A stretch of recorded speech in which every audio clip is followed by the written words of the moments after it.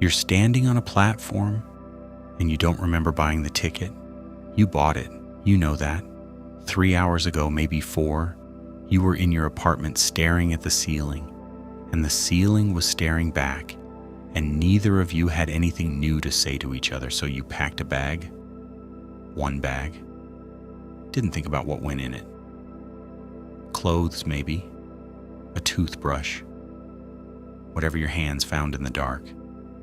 You zipped it shut and left, and now you're here. The station is almost empty. Late enough that the commuters are gone, and the travelers are gone, and the only people left are the ones who are leaving because they ran out of reasons to stay in one place tonight. A departure board overhead clicks through names of cities you half recognize. The letters flip, plastic on plastic, and settle. The next train leaves in 4 minutes. You don't know where it goes. Doesn't matter, it goes. The platform is concrete, long and gray, and lit by overhead lamps that buzz at a frequency you can feel behind your teeth. Your breath is visible in the cold, small clouds that form and disappear and form again. Your hands are in your pockets, and your bag is at your feet, and your body is tired, but your brain is still running laps around the same 5 thoughts. It's been running all week. It won't stop. You've asked it to stop. You've tried every version of asking, and it keeps going, lap after lap, wearing the same groove deeper. A pigeon on the platform edge, puffed against the cold, tucked into itself. It doesn't move when you shift your weight. It has decided that this spot is good enough tonight, and it's not leaving. You understand that. You also understand the opposite. The need to leave. The need to be in a place your brain doesn't recognize, so it can't run the same routes. Your bed at home has become a place where sleep doesn't happen. You lie down and the thoughts start. You turn over and they follow. You close your eyes, and the dark becomes a screen, and the screen plays everything you should have said and didn't, and everything you did say and shouldn't have, and the meeting and the email and the look on their face and the thing you forgot and the thing you can't forget. Your bed is turned against you. So you left it. A sound from the far end of the platform, low, metallic. A headlight appears around the curve of the track, cutting through the dark, and the train follows it in. Dark green, old. A train that looks like it's been running this route since before you were born. It pulls in slow, brakes hissing, wheels grinding the last few feet, and stops. The door is open. Warm air comes through. You feel it on your face before you move. Heat from inside the cars leaking out onto the cold platform, and it smells like upholstery and metal and something clean underneath. Your body responds before your brain does. Your shoulders drop. Your jaw unclenches by a fraction. Whatever is inside that train is warmer than where you're standing. You pick up your bag and step on. The corridor is narrow. Wood-paneled walls, dark, polished by decades of shoulders brushing past. Brass fixtures along the ceiling, small lights behind frosted glass, spaced evenly down the length of the car. The light they give off is warm and low and doesn't reach the floor. Your shoes are quiet on the carpet. Thin carpet worn down the center where everyone walks, and still thick at the edges where nobody steps. The train is moving. You didn't notice it start. The platform slid away, and now there's dark outside the corridor windows, and the faint reflection of the brass lights doubled in the glass. You pass compartments, doors closed, most of them. Behind one, a reading lamp is on, and the shadow of someone's head is visible on the curtain, leaned back, still.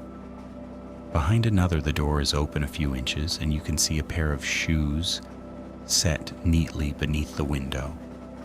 Brown leather, laces tucked inside. Someone is already in bed. Someone else decided tonight that the best place to sleep was a room that moves.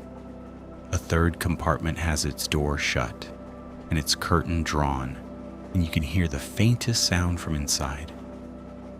Breathing, maybe. Slow and even.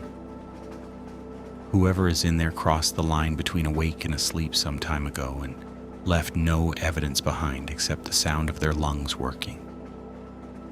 You pass and the sound fades, and by the time you've taken 4 more steps, you can't hear it at all. The carpet under your feet absorbs every step. The train rocks gently side to side, and your body adjusts on its own, the way it adjusts to a boat. Lean left, lean right, lean left. Your bag brushes the wall as you walk. The conductor appears at the end of the corridor. Older, tall, uniform that fits the way clothes fit when they've been worn to the same body every day for years. He looks at your ticket, looks at you, nods once, points down the corridor with 2 fingers. 3 more doors. He doesn't ask where you're going, doesn't tell you what time you'll arrive, doesn't say anything at all. He turns and walks back the way he came, and the sound of his steps fades into the sound of the train, which is everywhere now, a low hum that comes up through the floor and into your legs and sits there. Your compartment is the last one on the left. The brass number on the door is worn smooth. You grip the handle, slide it open, and the air inside is warmer than the corridor by several degrees. Small. Smaller than you expected, and that's good. 4 walls close enough that you could touch both sides if you stretched out your arms. A ceiling low enough to feel like a roof over just your head. A bed built into the wall, already made. White sheets tucked tight at the corners. A wool blanket folded at the foot, dark gray, heavy. A pillow punched into a shape that says 100 strangers have slept here before you, and every one of them was fine in the morning. A reading lamp clipped to the wall above the pillow, already on, throwing a circle of gold onto the sheets. A window across from the bed. The shade is up. Outside is dark. The city is gone. You can tell because the lights have thinned to almost nothing, and the spaces between them have grown wide. The train is moving through open country now, and the window shows you what open country looks like at night, which is almost nothing. A dark line where the land meets the sky. The sky a shade lighter than the ground, or maybe the same shade, and you can't tell where one ends and the other begins. A small shelf under the window, empty. A hook on the wall for your coat. A latch on the door that clicks when you slide it home. That click means something. It means this room is yours tonight. It means nobody is coming through that door. It means the corridor and the platform and the station and the city and your apartment and your bed where sleep stopped happening are all on the other side of a locked door, and the lock is small and brass and certain. You set your bag on the floor, take off your coat, hang it on the hook. Take off your shoes and line them up under the window, the way the person 3 compartments back lined up theirs. The floor is cool through your socks for a moment, and then it's not. You sit on the edge of the bed. The mattress gives under you, thin but firm. The sheets are cool under your palms. They'll be warm in a few minutes. Your body knows this. Your body has slept in enough unfamiliar places to know the cool sheets become warm sheets, and that the transition between the two is one of the best feelings a bed can give you. The train rocks, side to side. The motion comes up through the bed frame and into the mattress and into you. It's steady, predictable, Your body picks up the rhythm before your brain does. You lean with it. Left, right, left. Your breathing matches it. In on the left, lean. Out on the right, in, out. The train is breathing and you're breathing with it. You swing your legs up onto the bed, lie back. The pillow takes your head and gives way and holds. The reading lamp is above you now, gold circle on the ceiling, and from this angle, on your back, it's the only light in the world. The sheets pull cool against your arms, and then the cool fades, and then there's no difference between the bed and your body, and the bed stops being a surface you're lying on and becomes a place you're lying inside. The reading lamp throws your shadow against the far wall, long and soft. The shadow moves with the train, leaning left when you lean left, settling when you settle. You watch it for a moment. It looks like someone resting. It looks like you, if you were made of dark and warmth and nothing else. The window from this angle is a rectangle of moving dark. You can see the edge of the frame and the glass, and beyond the glass, the world going past. And from down here on the pillow, the world looks like it's the one doing the traveling, not you. You're still. Everything else moves. The sounds from the corridor are gone. Either everyone else is asleep, or the walls between compartments are thick enough to hold each person's silence separate from everyone else's. This room is its own country now. The borders are four walls, and a locked door, and a window that shows you nothing you need to understand. You pull the wool blanket up from the foot of the bed without sitting up. Your hands find it and drag it over your legs and up to your waist, and the heaviness is immediate. More than a blanket that thin has any right to weigh. Dense wool. It holds heat the moment it touches skin. Your legs go warm underneath it, and the warmth climbs as the blanket settles, and you can feel the difference between covered and uncovered on your body, like a line drawn across your stomach. The rocking continues. It hasn't stopped since the train left the station, and it won't stop until the train arrives wherever it's going, and you are somewhere between those 2 points, wrapped in a blanket in a locked room on a bed that moves. And your brain has started to do something it hasn't done in weeks. It has started to slow down. You turn your head toward the window. The world outside is moving and you are still. And that's the arrangement tonight. Someone else is driving. Someone in the engine car at the front of this train knows where the tracks go and how fast to take the curves and when to blow the horn at crossings. That person is awake so you don't have to be. That person is steering so you can lie here with your head on a pillow in a locked room and watch the dark slide past the glass. Farmland, you think? Open fields, flat, stretching to the horizon in every direction. Fence posts appear at the edge of the window and strobe past in a rhythm that matches the wheels underneath. One every second, one every second, one every second. Then they stop and the field opens wide, and there's nothing between you and the edge of the earth but dark ground and dark sky.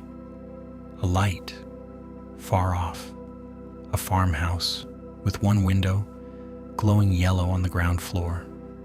A kitchen maybe, someone still up at this hour, sitting at a table, doing whatever people do at kitchen tables when the house is asleep, reading the last few pages of something, writing a list for tomorrow, sitting with their hands wrapped around a mug, staring at the wall, thinking about nothing in particular. The light holds in your window for 3 seconds, 4. Then it slides left and falls behind, and the dark fills in where it was. Another light. Further from the tracks this time. Upstairs window. Smaller, warmer. A bedroom where someone left a lamp on. Maybe they're reading in bed. Maybe they fell asleep with the book on their chest, and the pages still open and the lamp still burning, and nobody came in to turn it off because nobody needed to. That window holds for 2 seconds, and then it's gone, and the train moves on. The gaps between lights are getting longer, the country is emptying out. Fewer farms, fewer roads, fewer fences. The land is opening up the way a fist opens when you finally stop holding it closed. Wide and dark and unpopulated, and the train runs through it without effort, without sound beyond the wheels, and the hum and the occasional creak of metal expanding in the cold. A river. You see it for a moment. Moonlight on moving water, a silver line cutting across the dark land, and then a bridge. The sound changes underneath you. Hollow.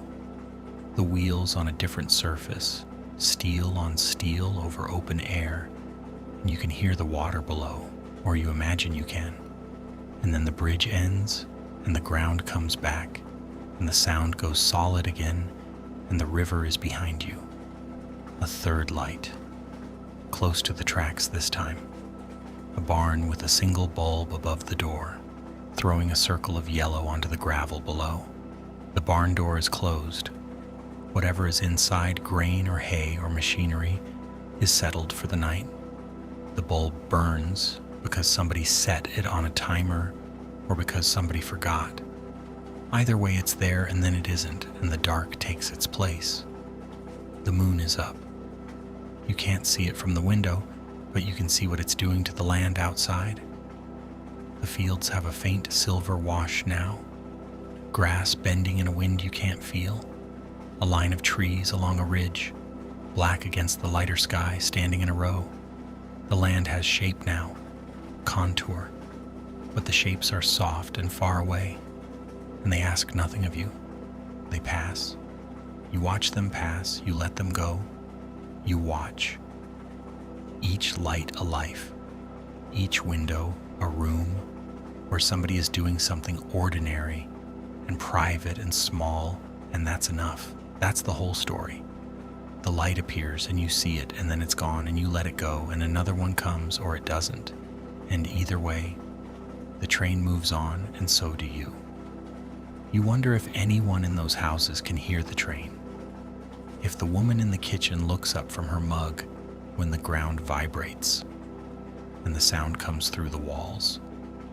If she watches the lit windows of the cars slide past her own dark window. If she can see the shapes of passengers in their compartments. If she imagines their lives the way you're imagining hers.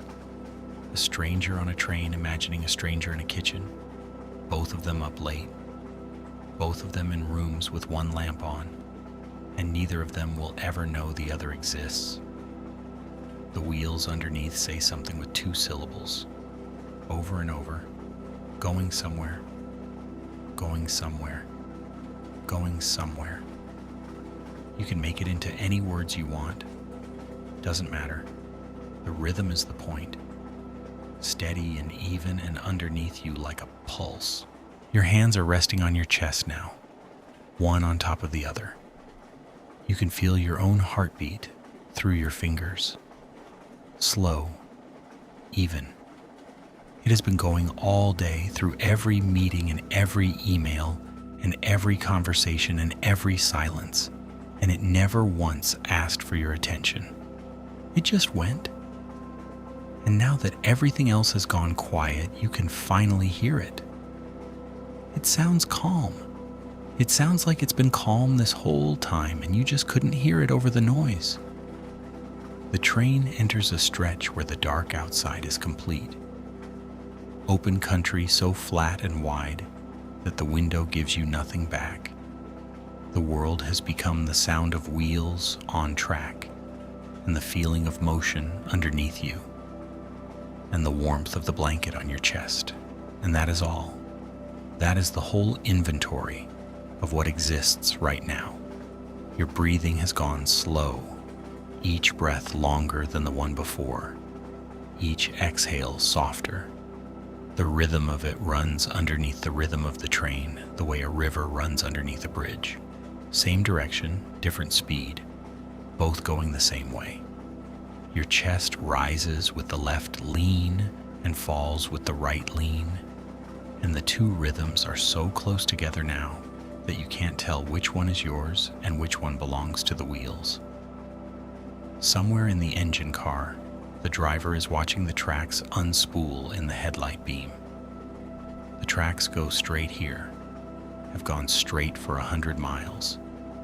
The driver has one hand on the throttle and is looking at the dark the way you look at a road you've driven so many times you could do it asleep. And maybe that's what this is.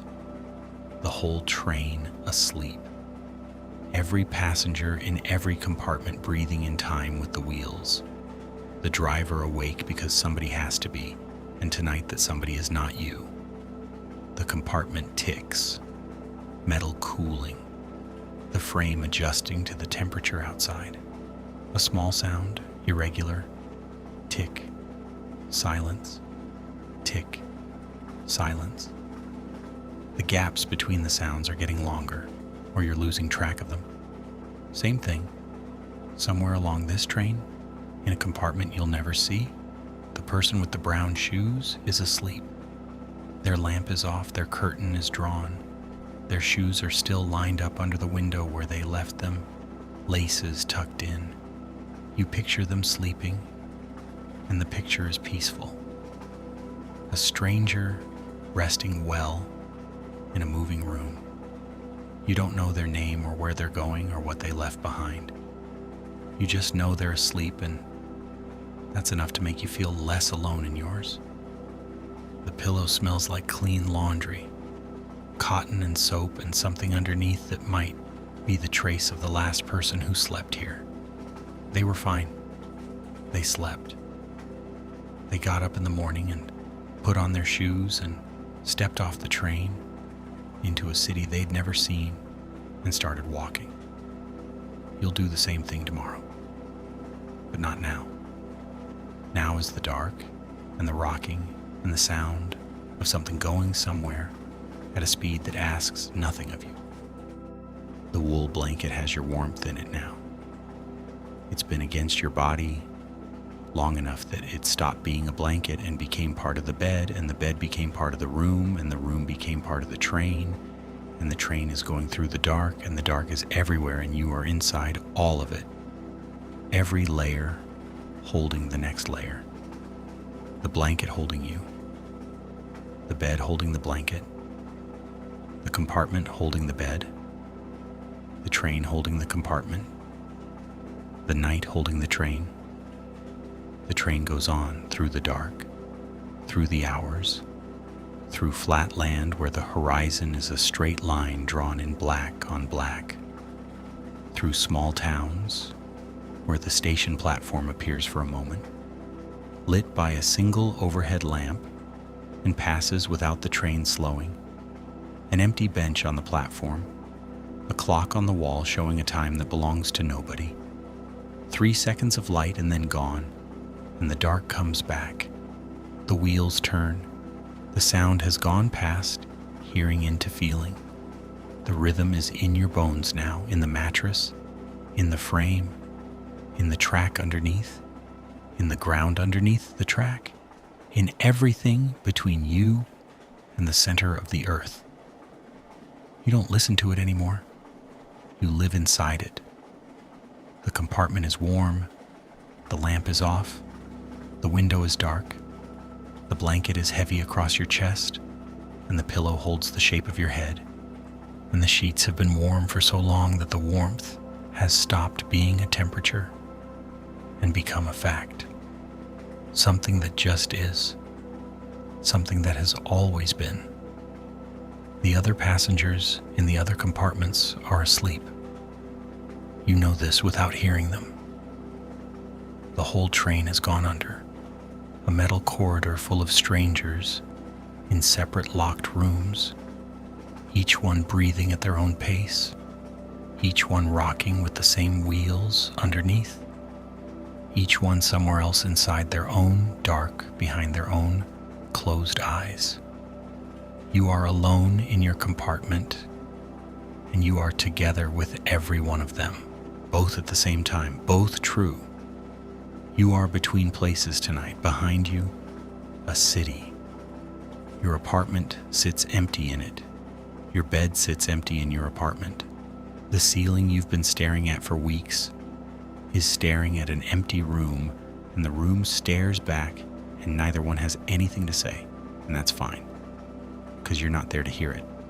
You're here, on a train, in a bed that moves, in a room where sleep is the only thing anyone has ever done, and the room is very good at its job. Ahead of you, a place you didn't choose, a station you've never seen, a morning you didn't plan. That's tomorrow. Tomorrow the train pulls in and the brakes hiss and the doors open and cold air finds you, and you step onto a platform and blink at the light and carry your bag into whatever comes next. But tomorrow is far away. Tomorrow is behind the train, somewhere in the dark, running, trying to catch up, and it won't reach you tonight. Tomorrow has never once arrived early. It always shows up exactly when it's supposed to, and tonight it's not supposed to. Right now you are between the city you left and the city you'll reach. Between the day that ended and the day that hasn't started. Between the last thought you had and the next one, which is taking its time, which is in no hurry, which is somewhere along the track, behind you, getting further away, with every turn of the wheel. The train will be here when you wake up. The bed will be here, the blanket, the pillow, the sound of the wheels. All of it will be here in the morning, the same way it was tonight. And you can open your eyes, and the window will show you a different world, a world with color and light and shape, and that will be fine. But right now, the window shows you dark, and the dark is fine too. The dark is where rest lives. The dark is what your eyes have been looking for all day, and now they've found it and they can stop looking. The train goes on, the wheels turn. The dark outside is complete, and the dark inside the compartment is warm, and the blanket is heavy, and the pillow has your shape, and the sheets have your warmth, and the rocking hasn't stopped and won't stop and doesn't need you to be awake to keep going. And you are inside the motion now. You are carried. You are cargo.